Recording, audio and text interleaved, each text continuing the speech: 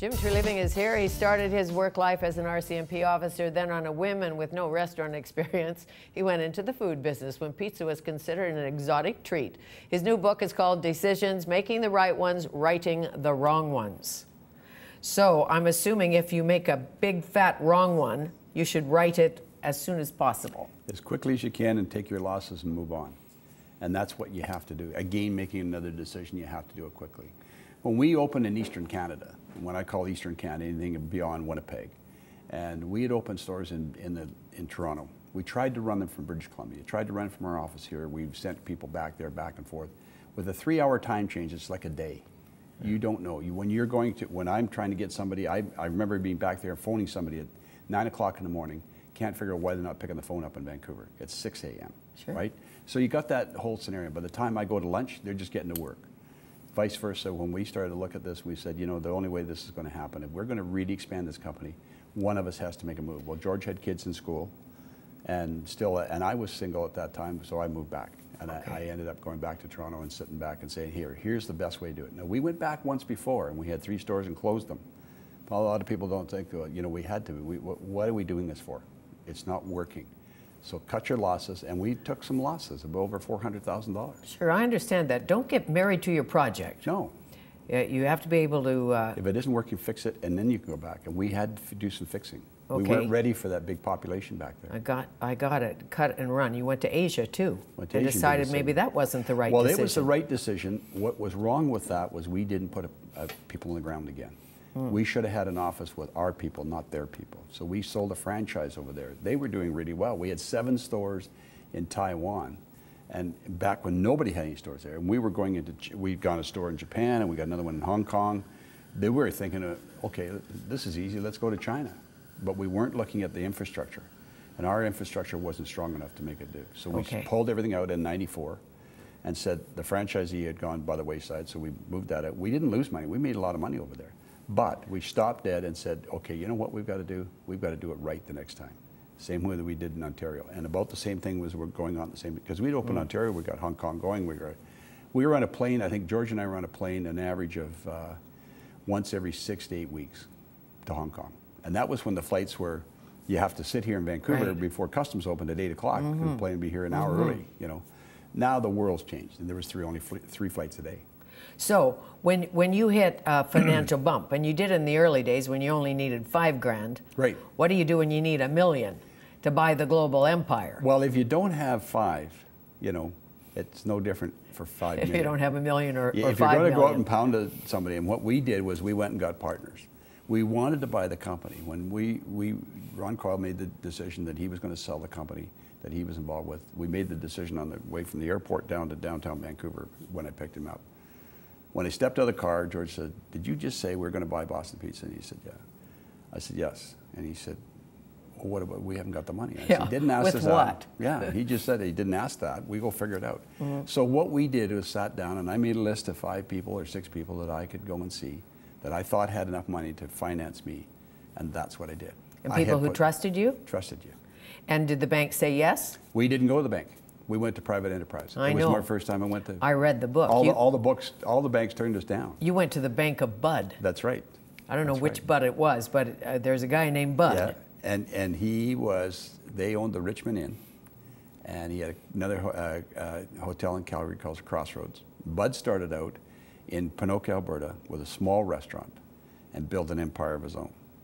And when he came to BC, a very good friend of his was his accountant, Dave Gillespie, and Dave and I were good friends living in Tawasin, and I used to coach his son in hockey, and that's how we met. See, so it is about who you know. It's connections. It's and connections. I went to Dave at 2 o'clock in the afternoon with George and I, and said we want to make this deal. And 20 minutes later, we were walking out with the deal done. Wow. And you also say and have said, when opportunity knocks twice, pay attention. Exactly. Take me back to Expo when Jimmy Pattison wanted to put Boston Pizza into the Expo grounds. Well, you know, they had 2 phases. Maybe Jimmy wasn't there yet, but in the beginning. He just was starting, Fanny. What happened is we all got a package at any company in British Columbia. When you remember, we all got mailed these packages and said, if you go into Expo, here's what it's going to cost. We took one look at it and said, wow, we can't afford that. So the criteria at that time that they wanted to do, and Bill Bennett being the premier of the province at that time, and I got to know him because we leased one of his buildings through him and his brother RJ. So we were sitting there talking, and we went through this thing, and I remember George and I, and he read it through, and he came back, he said, this is really expensive for us to do this. We just can't do it. Right. And we just bought Boston Pizza. So, you know, it was going back on the partners and saying, right, do we get another $1 million? So that was when we first went in. When they came back, Jimmy, I'll never forget him walking in the room. He sat with George and I, and he put his feet up and crossed his legs, and he laid back in the chair, and he said, I want you guys in here. What is it going to take to get you here? And he said, I'm going to make a deal. And the guy you're going to deal with is a friend of mine who's taken over for my job, and he's going to make the deal with you. His name's Mel Cooper. Mel sat in the room. A force to be reckoned with. And to this day, we're very, very close friends. One of the nicest men I've ever met, but strong. He knows what he wants. And he was the guy that helped to put Sure, well, he was a radio man, and as you know. Was tough, yeah. Still is. 99% of the time, you say your first decision is your best decision. Yes. Why? I think it's because you're fired up, you're ready to do it. If you analyze it too much, you'll analyze out of the deal. I've seen so many good deals that people look at, and they'll analyze because that's that fear coming up. Well, what if?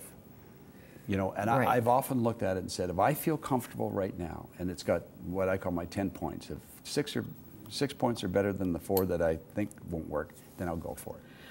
On Dragon's Den, yes, when somebody comes before you and they want to sell a little breakfast cereal called Holy Crap, yes, what goes through your mind? What went through your mind? I think that, you know, the good part is when they came in and started talking about it, I had met people that had been in flight attendants and this sort of thing that have flown, and they get upset with their stomachs because of their flying time.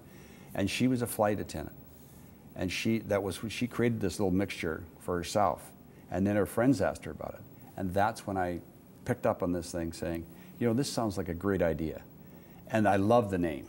And that was changed during when they had it originally. They had the mixture, but it wasn't called Holy Crap. And what they did is they were out here in the street passing it out during the Olympics, and everybody came up and tasted it and said, holy crap, that's good stuff. That's when they changed the name. So always listen. Always listen. Always listen. Well, you made a success with a few others of a pizza company that's called Boston, and it's nowhere near Boston. That's right. Never been to. I hadn't been to Boston until about 5 years ago. And what does Boston have to do with pizza? It's usually Chicago. Right. So why was it called Boston Pizza? Boston Pizza, it was formed because the Greeks that started it had 2 names. You couldn't use numbered companies in Canada in those days. You had to use names. So their first name was the island they came from, Santorini Pizza. Yes. The next one was Parthenon Pizza. And the lawyer said, look, we have to have a 3rd name in there in case these 2 are gone. There's a guy lived upstairs with Bill Boston. Bobby Orr signed with the Boston Bruins, and Gus talked about Boston Tea Party all the time.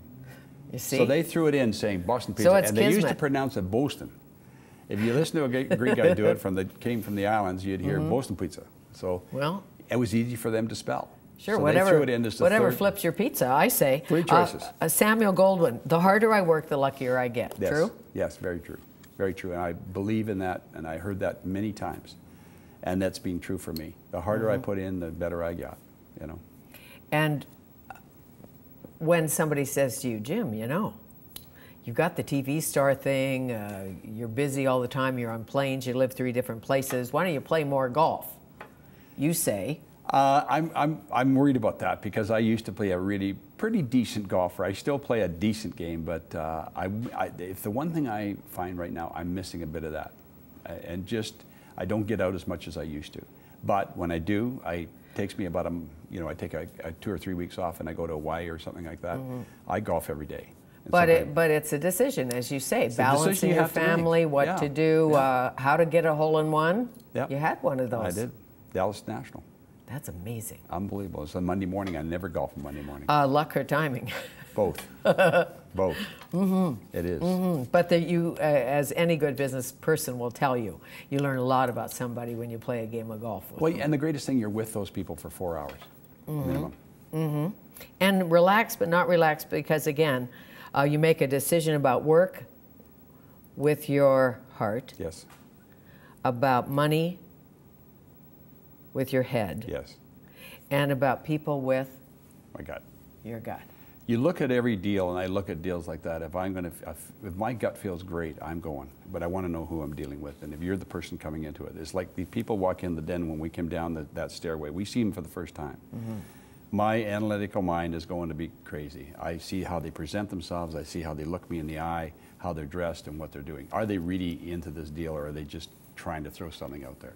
And that's what I have to do. Well, if things don't work out at Mr. Luber, one of your other many places, maybe you can be like an energy reader or a guru or something. It'd be like Fanny Kiefer. Who knows? You know, why not? Guess who's been doing this for a long time? Yeah, who's been doing this way too long? No, not way too long.